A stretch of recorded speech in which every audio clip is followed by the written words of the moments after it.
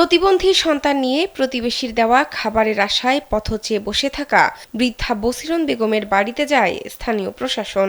এ সময় প্রশাসনের পক্ষ থেকে বৃদ্ধার জন্য 10 কেজি চাল, ডাল, তেল সহ নগদ 3,000 টাকা ও শীত বস্ত্র দেওয়া হয়। পাশাপাশি বসবাসের জন্য ঘর ও চিকিৎসার আশ্বাস দেয়। বৃহস্পতিবার দুপুরে কুড়িগ্রামের রাজারহাট উপজেলায় এ ঘটনা ঘটে। এর আগে গেল 16 ডিসেম্বর বৃদ্ধা বসিরন বেগমের প্রতিবন্ধী সন্তান সহ জীবনযাপন ও অসহায়ত্ব নিয়ে সংবাদ প্রকাশ করে কালবেলা। এরপরই বিষয়টি নজরে আসে রাজারহাট উপজেলা নির্বাহী কর্মকর্তা আল ইমরানের। এরপরই তিনি হাজির হন বৃদ্ধা বসিরনের বাড়িতে। এ সময় কুড়িগ্রামের রাজারহাট উপজেলা প্রকল্প বাস্তবায়ন কর্মকর্তা আসাদুজ্জামান ও উমর মজিদ ইউনিয়ন পরিষদের চেয়ারম্যান আহসানুল কবির আদিল উপস্থিত ছিলেন।